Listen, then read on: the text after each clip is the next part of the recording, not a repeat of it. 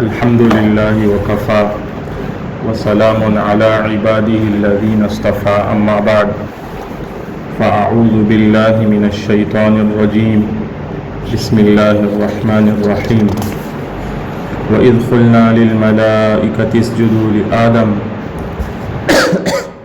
فسجدوا إلا إبليس أبى واستكبر وكان من الكافرين صدق الله العظيم وقال النبي صلى الله عليه وسلم خيركم من تعلم القرآن وعلمه أو كما قال عليه الصلاة والسلام اللهم صل على سيدنا محمد وعلى آل سيدنا محمد وبارك وسلم اللهم صل على سيدنا محمد وعلى آل سيدنا محمد وبارك وسلم اللهم صل على سيدنا محمد وعلى آل سيدنا محمد وبارك وسلم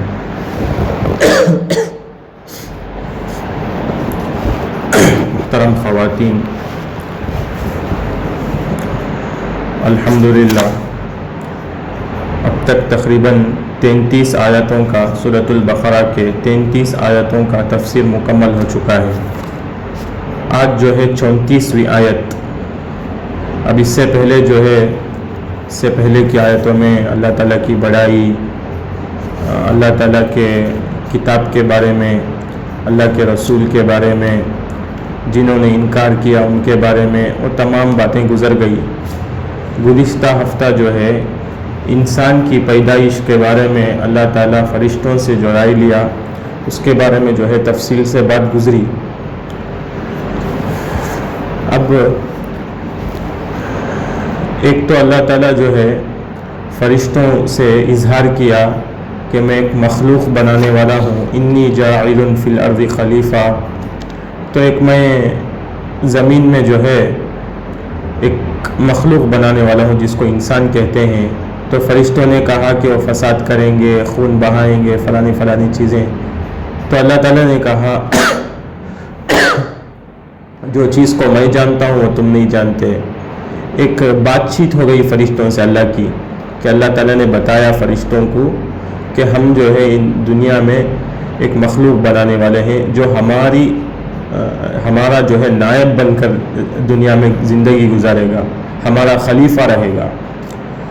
اب اس کے بعد جو ہے اللہ تعالیٰ فرماتے ہیں قرآن میں، آج کی تفسیر ہے وَإِذْ قُلْنَا لِلْمَلَائِكَةِ اسْجُدُوا۔ یہ تمام باتیں ہونے کے بعد اور جس وقت حکم دیا اللہ تعالیٰ نے، جب ہم نے فرشتوں سے کہا وَإِذْ قُلْنَا، اور جب ہم نے کہا لِلْمَلَائِكَةِ فرشتوں سے اسجدوا کہ تم سجدہ کرو، کس کو؟ لِآدَمَ، آدم علیہ السلام کو۔ فسجدوا، تو چنانچہ سب نے سجدہ کیا، الا ابلیس، سوائے ابلیس کے کہ اس نے انکار کر دیا۔ ابا، اس نے انکار کر دیا۔ کس چیز سے انکار کیا؟ سجدہ کرنے سے انکار کیا۔ انکار ایک کیا، دوسرا کیا کیا؟ واستکبر، متکبرانہ رویہ اختیار کیا، گھمنڈ کیا، تکبر کیا۔ وَكَانَ مِنَ الْكَافِرِينَ، اور کافروں میں شامل ہو گیا، کافروں میں ہو گیا۔ یہ آیت کا ترجمہ، اور ایک بار ترجمہ کرتا ہوں کہ اللہ تعالیٰ فرماتے ہیں وَإِذْ قُلْنَا، اور جب ہم نے کہا لِلْمَلَائِكَةِ فرشتوں سے کہ فَسَجَدُوا، کہ تم جو ہے اسجدوا، تم سجدہ کرو، لِآدَمَ، آدم علیہ السلام کو، فَسَجَدُوا إِلَّا إِبْلِيسَ، سب کے سب سجدہ کیے سوائے ابلیس کے، ابا، اس نے انکار کیا سجدہ کرنے سے، واستکبر، اور تکبر کیا وَكَانَ مِنَ الْكَافِرِينَ، اور وہ کافروں میں ہو گیا۔ حضرت عبداللہ ابن عباس رضی اللہ عنہ سے منقول ہے کہ حضرت عبداللہ ابن عباس رضی اللہ عنہ کی یہ تفسیر ہے کہ اللہ کا حکم دیا گیا کہ سجدے میں گر جاؤ آدم علیہ السلام کے سامنے، سب سجدے میں گر پڑے سوائے ابلیس کے۔ اس نے کہنا نہیں مانا، اللہ کا کہنا نہیں مانا، اور غرور میں آ گیا اور کافروں میں ہو گیا۔ اب پچھلے واقعے میں جو ہے، پچھلی آیتوں میں جب آدم علیہ السلام کی فضیلت فرشتوں میں ظاہر ہو چکی جب اللہ تعالیٰ انسانوں کو بنایا تو انسان کی فضیلت یہ کہا اللہ تعالیٰ کہ دیکھو انسانوں میں خلافت سنبھالنے کی ایک صلاحیت میں پیدا کیا ہوں، وہ تمہارے اندر وہ صلاحیت وہ علم نہیں ہے، کیونکہ زمین والے زمین کی ہی خلافت کر سکتے ہیں، ان چیزوں کے بارے میں تم نہ علم نہیں۔ یہ تو فرشتوں کو بظاہر فضیلت معلوم ہو گئی کہ انسان کی کتنی بڑی فضیلت ہے، اور دلائل سے یہ بات ثابت ہو گیا کہ خلافت کی صلاحیت کے لیے، یعنی جو دنیا میں خلافت جو سنبھالنا ہے اس کی صلاحیت کے لیے جن علوم کی، جن چیزوں کی ضرورت ہے وہ آدم علیہ السلام ہے، وہ انسان میں ہی ہو سکتا ہے، وہ سب حضرت آدم علیہ السلام میں جمع ہے وہ صلاحیتیں، اور فرشتوں کو تو ان میں سے بعض چیزیں حاصل ہیں اور بعض چیزیں تو حاصل نہیں، اور جنات کو تو بہت ہی کم حصہ ان چیزوں کا جو ہے حاصل ہے۔ انسان کو جتنا حاصل ہے نہ فرشتوں کو حاصل ہے نہ وہ جنات کو حاصل ہے، جیسا کہ جو ہے اوپر تفصیل کے ساتھ بیان گزر چکا۔ اور اس حیثیت سے ملائکہ اور جن یہ دونوں گروپ کے علوم اگر جمع کریں تو انسان کے سامنے یہ دونوں جماعت کے علم بھی انسانوں سے کم، فرشتوں کے بھی اور جنات کے بھی۔ تو انسان کا جو اشرف المخلوقات ہونا یہ فرشتوں پر اور جنات پر ظاہر ہو گیا۔ اب اللہ تعالیٰ کو منظور ہوا کہ اس مقدمے کو، اب تو بات چیت ہوئی ہے کہ اب جو ہے فضیلت معلوم ہو گئی ہے فرشتوں کو انسان کی، اب عملی طور پر وہ فضیلت کرائیں گے، تو اس مقدمے کو معاملے سے بھی ظاہر فرما دیا۔ اب تو صرف بات میں ہوئی تھی نا کہ انسانوں کی فضیلت جو ہے فرشتوں سے بڑھ کر ہے، جنات سے بڑھ کر ہے، تمام مخلوق سے انسان کی فضیلت بڑھ کر ہے، یہ بات میں ہوا تھا۔ اب معاملہ ہو گیا، کیا معاملہ ہو گیا؟ اور ملائکہ اور جنوں سے ان کی جو ہے اللہ تعظیم کرائی، یعنی فرشتوں کو اور جنات کو، تمام مخلوق کو اللہ تعالیٰ نے انسان کی عظمت بڑھانے کے لیے، انسان کی تعظیم کرانے کے لیے اللہ تعالیٰ نے یہ عمل ظاہر کیا کہ آدم علیہ السلام کو جو ہے ساری مخلوق سجدہ کرے، تاکہ ان کا علم اور ان کی صلاحیت اور ان کی فضیلت تمام پر بھاری ہو۔ اور آدم علیہ السلام کو جو ہے خاص علوم سے اللہ تعالیٰ ان کی صلاحیت دی تھی، اللہ تعالیٰ نے حضرت آدم علیہ السلام کو، جو نہ فرشتوں میں تھی نہ جنات میں تھی۔ اب اللہ تعالیٰ کو منظور ہوا کہ یہ ان غیر کاملوں سے اس کامل، وہ تو ناقص ہے، فرشتے بھی غیر کامل، جنات بھی غیر کامل، کامل کون ہے؟ مکمل، وہ انسان ہے، تو غیر کامل کے لیے اللہ تعالیٰ نے سجدہ کرائے۔ تو جب یہ دونوں ان کی تعظیم کر رہے ہیں فرشتے اور جنات، گویا زبان حال سے، یعنی انسان کے اندر جو جو صفات ہیں ہم اس کی تعظیم کر رہے ہیں، یہ ایسا معلوم ہوتا ہے۔ تو سب سجدہ کیے، ساری مخلوق۔ علماء فرماتے ہیں صرف جنات اور یعنی صرف فرشتے نہیں، یہاں پر اللہ تعالیٰ وَإِذْ قُلْنَا لِلْمَلَائِكَةِ، یعنی علماء فرماتے ہیں لِلْمَلَائِكَةِ سے اس وقت جتنے بھی مخلوقات تھے ان تمام مخلوقات نے جو ہے حضرت آدم علیہ السلام کو سجدہ کیا، مگر ابلیس نے جو ہے سجدے سے انکار کیا اور غرور میں آ گیا۔ اب یہ تو ایک بات ہو گئی کہ فضیلت کی ایک بات ہوئی تھی کہ انسان تو بڑا اشرف المخلوقات ہے، اس کی ایسی صلاحیت ہے، اللہ تعالیٰ نے بیان کیا۔ اب اس کو ظاہر بھی کر دکھا دیا کہ سب اب اس کو سجدہ کرو انسان کو، تاکہ اس کی عظمت، تاکہ اس کی بڑائی تمہارے دلوں میں آ جائے، تمہارے اندر آ جائے۔ اب یہاں ایک بات جو ہے غور کرنے کی بات ہے، کیا سجدہ کا حکم جنات کو بھی تھا اس وقت؟ یہاں پر آیت میں کیا ہے؟ وَإِذْ قُلْنَا لِلْمَلَائِكَةِ صرف فرشتوں کے لیے ہے۔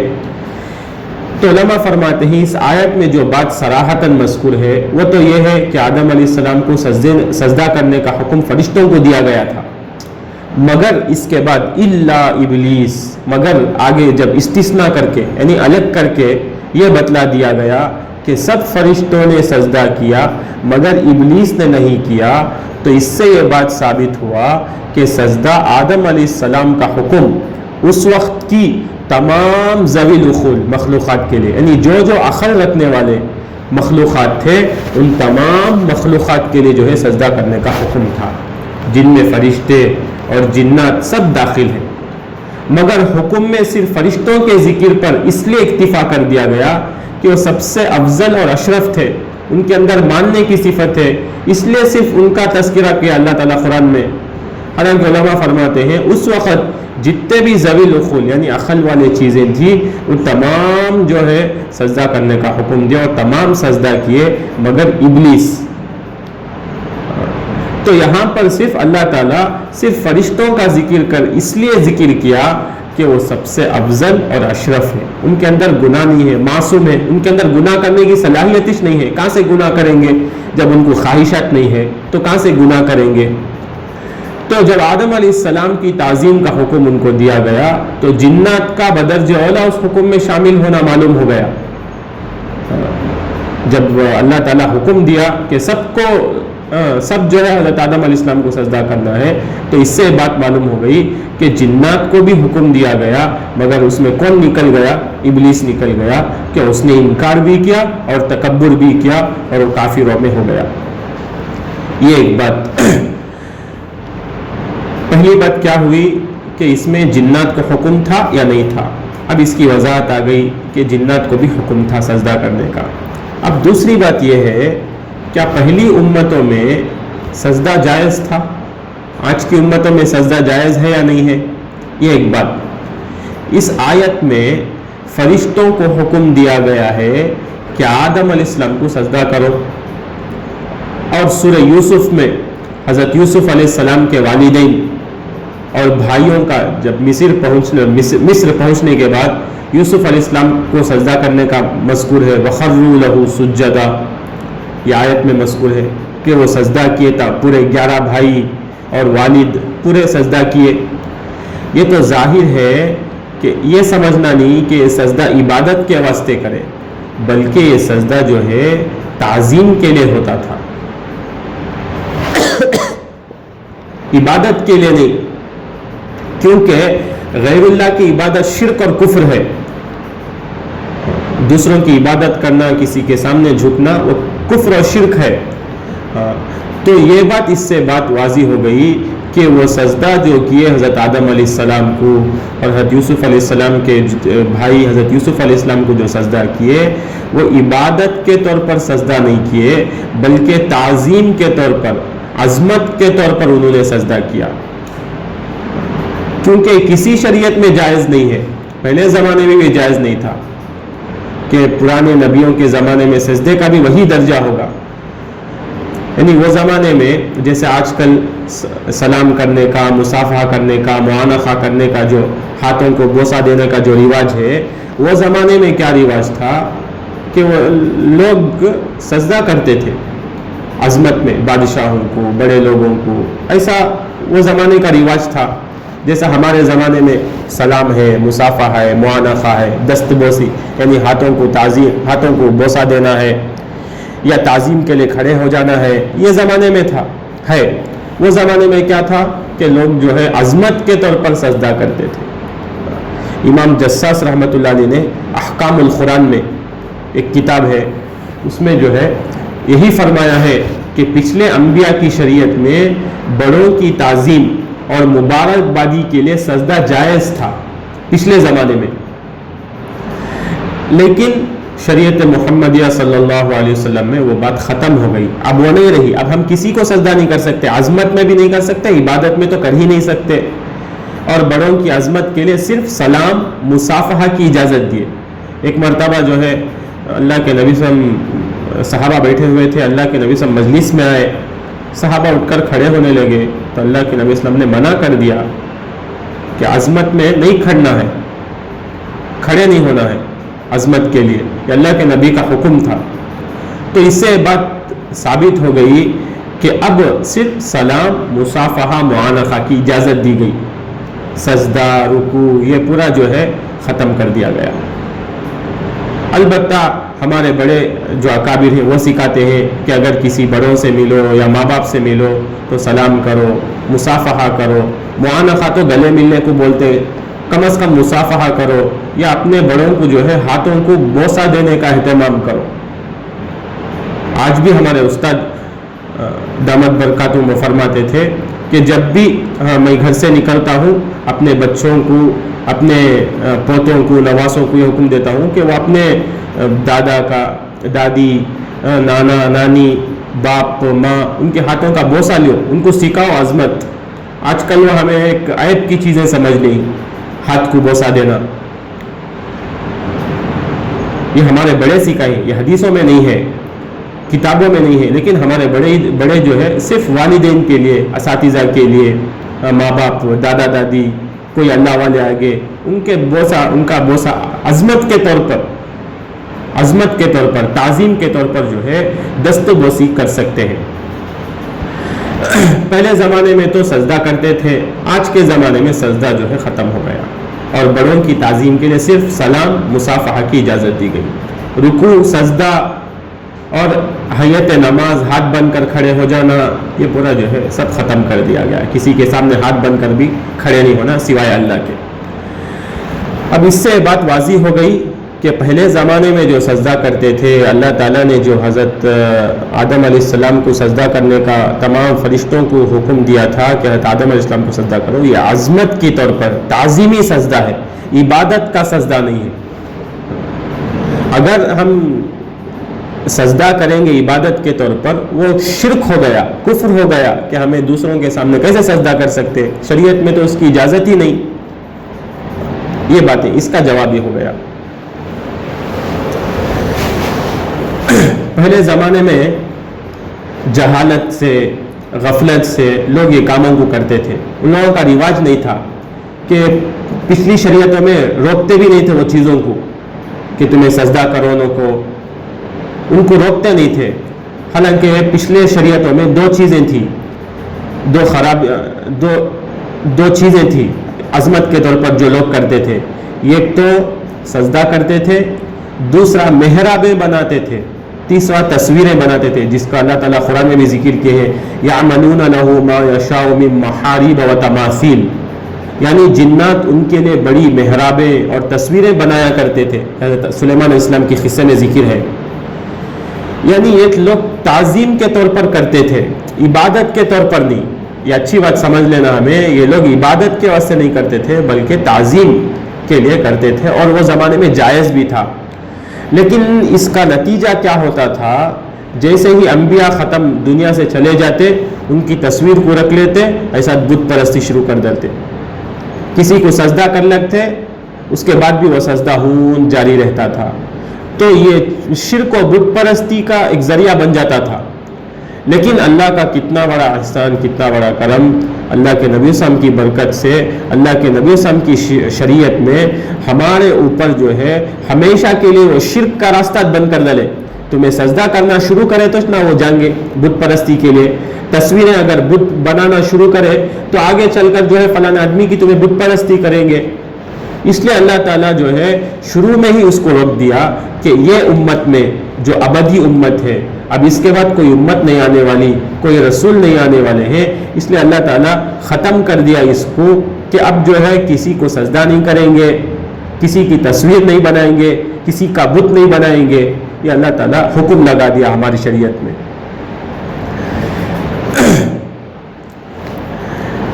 تو یہ ایک بات صحیح مسلم کی حدیث میں ہے کہ اللہ کے رسول صلی اللہ علیہ وسلم نے آقاؤں کو، یعنی جو اجمان، پہلے زمانے میں آقا ہوتے تھے، ان کو یہ حکم دیا کہ اپنے غلام کو عبد یعنی بندہ کر کر نہ پکارو. یہ حدیث ہے مسلم، صحیح مسلم میں یہ حدیث ہے کہ اللہ کے رسول صلی اللہ علیہ وسلم نے آقاؤں کو یہ حکم دیا کہ اپنے غلام کو عبد یعنی بندہ کہہ کر نہ پکارو، اور غلاموں کو حکم دیا کہ وہ اپنے اجمانوں کو، اپنے آقا کو رب کہہ کر نہ پکارو. رب کا، عبد کا معنی کیا؟ بندہ، غلام. رب کا معنی کیا؟ پالنے والا. یہ چیزوں سے بھی اللہ کے نبی صلی اللہ علیہ وسلم نے روک لگا دیا تاکہ جو ہے آگے چل کر خدا نہ خواستہ وہ آقا کو رب رب رب رب بول کر اسی کو رب نہ بنا لے، اور آقا جو ہے غلام کو عبد عبد بول کر اسی کو بندہ نہ بنا لے، اس لیے اس کو پہلے سے ہی روک دیا گیا۔ یہ کتنا بڑا احسان۔ تو خلاصہ یہ ہوا کہ آدم علیہ السلام کو فرشتوں کا سجدہ اور یوسف علیہ السلام ان کے والدین اور بھائیوں کا سجدہ جو قرآن میں مذکور ہے، یہ سجدہ تعظیمی تھا، سجدہ عبادت نہیں تھا، جو ان کی شریعت میں سلام، مصافحہ اور دست بوسی کا درجہ رکھتا تھا اور جائز بھی تھا ان کی شریعت میں۔ شریعت محمدیہ صلی اللہ علیہ وسلم کو کفر اور شرک کے شک سے بھی بچانے کے لیے اس کو پاک رکھ، اللہ کے نبی اسلام نے ہم لوگوں کو پاک رکھا۔ اس لیے شریعت میں اللہ تعالیٰ کے سوا کسی کو تعظیم یا کسی بھی ذریعے سجدہ کرنا یا رکوع کرنا یا ان کے لیے کھڑا ہونا، اس کی گنجائش، اس کی اجازت بالکل نہیں ہے ہماری شریعت میں۔ بعض علماء نے فرمایا کہ نماز جو اصل عبادت ہے اس میں 4 بڑے کام ہیں۔ آدمی 4 حالتوں میں رہتا نماز میں، یا تو کھڑا ہوتا، یا تو بیٹھتا، یا تو رکوع، یا تو سجدہ۔ اس میں 2 کام ایسے ہیں جو ہر آدمی کرتا، ہر آدمی بیٹھتے اور ہر آدمی کھڑتا، لیکن رکوع ہر آدمی نہیں کرتا اور سجدہ ہر آدمی تو ہمیشہ کلک نہیں رہتا۔ اب سب لوگ بیٹھے ہیں، بیٹھنا تو عام ہے اور لوگ کھڑے ہی، کھڑنا بھی عام ہے، لیکن رکوع اور سجدہ صرف نماز ہی میں ہے، وہ عبادت ہی میں خاص ہے وہ۔ تو ایسے چیزوں کو ہمیں عادت بنا لیے کہ ہمیشہ سجدے میں آدمی رہا، چپکے چپکے سجدہ کر لگو، چپکے چپکے رکوع کر لگو، تو اس سے روک دیا گیا کہ صرف اگر سجدہ کرنا ہے کسی کو وہ اللہ ہی کو کریں گے، اگر رکوع کرنا ہے کسی کے سامنے جھکنا ہے تو اللہ ہی کے سامنے جھکیں گے، کسی کے سامنے جھکیں گے بھی نہیں، سجدہ نہیں کریں گے۔ اب ایک سوال باقی رہ جاتا، اب یہاں پر سجدہ میں تعظیمی کر کر آپ بول دیے، علماء بول رہے ہیں کہ سجدہ تعظیمی تھا پچھلی امتوں میں، ہماری امت میں قرآن میں کہاں ہے وہ بات کہ سجدہ نہیں کرنا کر کر کہاں ہے؟ یہ ایک سوال پیدا ہوتا کہ سجدہ تعظیمی کا جو جواز قرآن کی آیت میں ہے کہ وَإِذْ قُلْنَا لِلْمَلَائِكَةِ اسْجُدُوا لِآدَمَ فَسَجَدُوا إِلَّا إِبْلِيسَ، کہ آدم علیہ السلام کو ساری مخلوق نے سجدہ کیا اور یوسف علیہ السلام کے بھائیوں نے یوسف علیہ السلام کو سجدہ کیا۔ اب تمہیں بولے یہ سجدہ کر سکتے، وہ زمانے میں کر لکو تھے، اب ہماری امت میں نہیں کرنا بول کر ایسا کہا ہے قرآن میں؟ تو اس کا جواب علماء دیتے ہیں کہ اللہ کے رسول صلی اللہ علیہ وسلم کی حدیث سے، بہت ساری حدیثوں سے سجدہ تعظیمی کا حرام ہونا ثابت ہے کہ کسی کے سامنے تعظیم کا سجدہ کرنا حرام ہے۔ یہ اللہ کے قرآن میں تو نہیں ہے، لیکن کئی ساری حدیثوں میں اس کی دلیل ہے۔ چنانچہ اللہ کے رسول صلی اللہ علیہ وسلم نے فرمایا، ایک حدیث ہے، اللہ کے رسول صلی اللہ علیہ وسلم نے فرمایا کہ اگر میں اللہ کے علاوہ کسی کو سجدہ کرنے کا جائز قرار دیتا، غیر اللہ کے لیے سجدہ تعظیمی کو جائز قرار دیتا، تو اللہ کے نبی صلی اللہ علیہ وسلم نے فرمایا تو بیوی کو حکم دیتا کہ شوہر کو سجدہ کرو۔ اگر اللہ کے علاوہ کسی کو سجدہ کرنے کی اجازت ہوتی تو اللہ کے نبی علیہ السلام نے فرمایا کہ بیوی کو حکم دیتا کہ شوہر کو سجدہ کرو، مگر اس شریعت میں سجدہ تعظیمی مطلقاً حرام ہے، اس لیے کسی کو کسی کے لیے جائز نہیں۔ اب بھی عام طور پر جو ہے غیروں کا رواج ہے کہ وہ جو ہے بیوی شوہر کا سجدہ کرتی، یعنی شوہر کے پیروں کے پر سجدہ کر کر ان کا قدم بوسی لیتے، ان لوگوں کا رواج ہے، وہ ان لوگوں کے اصول میں ہے، وہ ان لوگوں کا کرنا چھو زبردستی کرنا اس کے دل میں محبت رندے نہیں رندے والے ایک بات، زبردستی کرنا لیکن اللہ تعالیٰ ہم لوگوں کو ایسی چیزوں سے پاک کر دیا، دور دور تک اس کا شائبہ بھی نہیں رکھا ہم لوگوں کو۔ اللہ کی کتنی بڑی شان ہماری امت پر۔ یہ ایسی حدیثیں جو ہے 20 صحابہ اکرام کی روایت سے ثابت ہے، یہ حدیث جو ابھی ذکر گئی ہے، اللہ کے نبی صلی اللہ علیہ وسلم نے جو فرمایا، یہ 20 صحابہ سے یہ حدیث ثابت ہے۔ اور حدیث کا ایک اصول ہے، ایک قانون ہے، جس کو جو تدریب الراوی ایک کتاب ہے، جس روایت کو اس میں فرماتے ہیں اگر کوئی حدیث جس کو 10 صحابہ رضی اللہ عنہ سے نقل کیا گیا ہے، یعنی ایک حدیث کو اگر 10 صحابی بول ڈالے تو وہ حدیث جو ہے قرآن کی طرح پکی دلیل ہے، وہ قطعی دلیل ہے۔ اگر کوئی حدیث کو، اور ایک بار بولتا ہوں، ایک حدیث کا ایک اصول ہے کہ اگر کوئی بات اللہ کے رسول صلی اللہ علیہ وسلم نے جو فرمایا ہو اس بات کو کوئی 10 صحابہ بغیر آگے پیچھے کے وہی حدیث اگر 10 صحابہ نقل کرے تو وہ حدیث جو ہے پکی دلیل ہو جاتی ہے ہمارے پاس، علماء کے پاس. یہاں تو یہ حدیث 20 صحابہ سے منقول ہے. یہ حدیث جو ابھی میں ذکر کیا کہ اگر کسی کو سجدہ کرنے کا حکم ہوتا، بیوی کو حکم دیتا کہ شوہر کو سجدہ کرے، یہ حدیث جو ہے 20 صحابہ اکرام رضی اللہ عنہ سے منقول ہے. تو 10 میں جب ایک دلیل پکی ہو گئی تو 20 ہے اور زیادہ پکی بات ہو گئی ہے کہ کسی کو سجدہ نہیں کر سکتے. تھانوی رحمۃ اللہ علیہ نے بھی ایک کتاب ہے حاشیہ بیان القرآن، اس میں بھی یہ حدیث لکھ کر ہی، یہ 20 حدیثیں لکھ کر ہی کہ کون سے صحابی کب کب بولے، کون سے صحابی بولے. حاشیہ بیان القرآن ایک کتاب ہے، اس میں یہ 20 روایتیں بھی تھانوی رحمۃ اللہ علیہ ذکر کی ہیں. تو اب اس سے بات معلوم ہو گئی کہ اب کوئی کسی کو عظمت کا سجدہ نہیں کر سکتا. یہ بات یہاں پر دلیل کے طور پر ثابت ہو گئی. اب ہے ایک مسئلہ کہ ابلیس کا کفر محض انہیں صرف عملی نافرمانی کا، یعنی انہیں صرف ظاہر میں انہیں انکار کیا کہ نہیں، اس کا اندر بھی وجھ تھا کہ ایک بات. اب ابلیس کا کفر محض عملی نافرمانی کا نتیجہ نہیں، انہیں صرف انکار کریا نہیں، کیونکہ کسی فرض کو چھوڑ دینا شریعت میں تو گناہ ہے. کسی فرض کو چھوڑ دینا کفر نہیں. اب مثال کے طور پر آدمی سو گیا، کوئی عورت سو گئی، فجر کے وقت سو گئی، نماز چھوڑ دیے تو گناہ ہوگا، کافر نہیں ہوں گے. لیکن ابلیس کیا کریا، اس کا سب سے بڑا سبب کفر کا یہ ہے کہ اللہ کو یہ انکار کر دیا انہیں، میں کہ سجدہ نہیں کرتا، تو یہ کفر. اب مثال کے طور پر کوئی آدمی بولی کہ نماز نہیں ہے، میں نماز نہیں پڑھتی، الگ بات، نماز نہیں ہے، شریعت میں نماز نہیں ہے، نعوذ باللہ من ذالک، تو یہ بات کفر کا ہوگا. اگر کوئی نہیں پڑھی یہ تو گناہ کی بات. لیکن یہاں پر شیطان کیا کیا، گناہ بھی کیا، کفر بھی کیا کہ میں سجدہ نہیں کروں گا، انکار کر دیا. تو یہ بات قابل غور ہے کہ ابلیس جو ہے علم میں، معرفت میں اتنا مقام رکھتا تھا، اتنا بڑا درجے کا عالم تھا کہ فرشتے اس کو طاؤس الملائکہ کہتے تھے. طاؤس الملائکہ یعنی فرشتوں کا سردار کہتے تھے. اب اس سے ایک ایسا کام ہو گیا کہ فرشتوں کے ماحول میں تھا، فرشتوں کے ماحول میں رہ کر ایسی بڑی غلطی کرنا. بعض علماء فرماتے ہیں کہ اس کے تکبر کے سب سے اللہ تعالیٰ نے اس سے اپنی دی ہوئی معرفت اور علم اور فہم کی جو دولت اللہ تعالیٰ نے دی تھی وہ چھین لی تکبر کے سبب سے.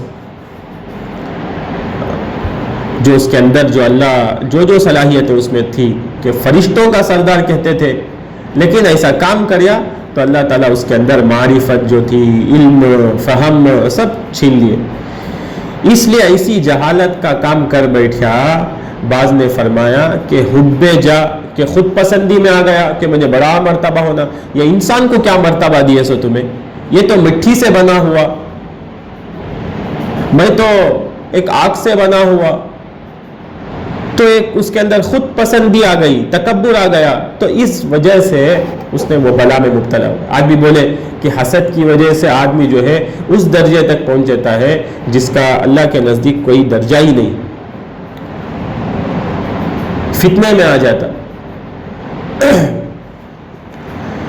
اب اس کے اندر یہ وجہ سے اس کے اندر ایک تکبر پیدا ہو گیا کہ انسان کو بنا کر ان کو اتنے ایک چھوٹے سے مخلوق کے سامنے مجھے سجدہ کرنے کا حکم دیتے نا، اسے عظمت کرو بولتے نا. یہ بات اس کے اندر آ گئی. اور اس کے اندر جو بڑپنا تھا، علم تھا، اس کی ایک تکبر کہ میں سب سے زیادہ جاننے والا، میں تو طاؤس الملائکہ ہوں، فرشتوں کا سردار ہوں. ایسی باتیں جب اس کے اندر تھی، حسد، کبر، تکبر، گھمنڈاگی جو بھی اس کے اندر تھی، تو اس وجہ سے اللہ تعالیٰ نے اس کی علم کو، معرفت کو، تمام چیزوں کو سلب کر لیا، کھینچ لیا. روح المعانی ایک تفسیر کی کتاب ہے، اس جگہ ایک شعر نقل کیا ہے، اس میں عربی شعر ہے: اذا لم يكن عون من الله للفتى فَأَوَّلُ مَا يَجْنِي عَلَيْهِ اجْتِهَادُهُ، یعنی انسان کا ایمان وہی معتبر ہے جو آخر عمر میں ہوتا. انسان کے ایمان کا اعتبار کب کیا جاتا؟ آخری عمر میں. اب کا ایمان اور علم اور معرفت، غرور نہیں کرنا میرے اندر اتنی صلاحیتیں ہی، میں جو ہے فلاں کتاب پڑھانے والی ہوں، فلاں کتاب پڑھانے والا ہوں، پڑھنے والا ہوں، شہر میں میرا اتنا بڑا مرتبہ ہے، شہر میں میرا اتنا بڑا درجہ ہے، یہ علم کی وجہ سے اگر گھمنڈ کیے، تکبر کیے، غرور کیے، ہو سکتا اللہ تعالیٰ ہم سب کی حفاظت فرمائے. وہ علم کو چھین بھی سکتا اللہ تعالیٰ، جیسے شیطان کو چھینیا. تو اس لیے وہ شعر ہے کہ ہمارے ایمان کا وہی ایمان معتبر ہے جو ہمارے موت کے وقت کام آئے. یہ اب کا جو ایمان ہے، اب کا جو عمل ہے، اب کا جو علم ہے، اب جو ہمارے اللہ کی معرفت ہے، اس پر ہم لوگوں کو غرور نہیں کرنا چاہیے. اگر غرور کریں گے اللہ ہم سب کی حفاظت فرمائے، اللہ تعالیٰ وہ نعمتوں کو چھین لیں گے. تو یہ آیت کی تفسیر الحمدللہ گزر چکی کہ اس میں تمام فرشتوں کو اس سے پہلے آیتوں میں بات میں انسان کی تعظیم بتائی گئی. اب اس آیت میں عملی طور پر تعظیم کرایا گیا کہ تم سب سجدہ کرو. کون نہیں کیے؟ شیطان نہیں کیا، ابلیس نہیں کیا. کیا وجہ؟ آگے بول دیا کہ اس کے اندر یہ چیزیں تھیں کہ حب جا، خود پسندی، تکبر، اس وجہ سے اللہ تعالیٰ اس کو توفیق نہیں دیے سجدہ کرنے کا. اور اس سے پہلے امتوں میں سجدہ تھا کیا سجدہ تھا؟ عبادت کا سجدہ نہیں تھا بلکہ تعظیمی سجدہ تھا. یہ ایک اور ایک بات کیا گئی کہ اس میں جنات کو کہاں ذکر کیا گیا، لیکن علماء فرماتے ہیں کہ اس میں جنات کو بھی بتلایا گیا، ساری مخلوق کو بتایا گیا کہ تم سب سجدہ کرو، مگر صرف ایک شخص جو شیطان ابلیس ہے اس نے انکار کر دیا. یہ جو اس آیت کی تفسیر ہے. آگے اللہ تعالیٰ فرماتے ہیں آدم علیہ السلام سے کہ اس کے بعد جنت میں حضرت آدم علیہ السلام کو رکائے. وہ آگے جو دوسری بات ہے انشاءاللہ اگلے ہفتے اس کی بات ہوگی. اللہ تعالیٰ عمل کی توفیق عطا فرمائے. وما علینا الا البلاغ. صدق اللہ العظیم.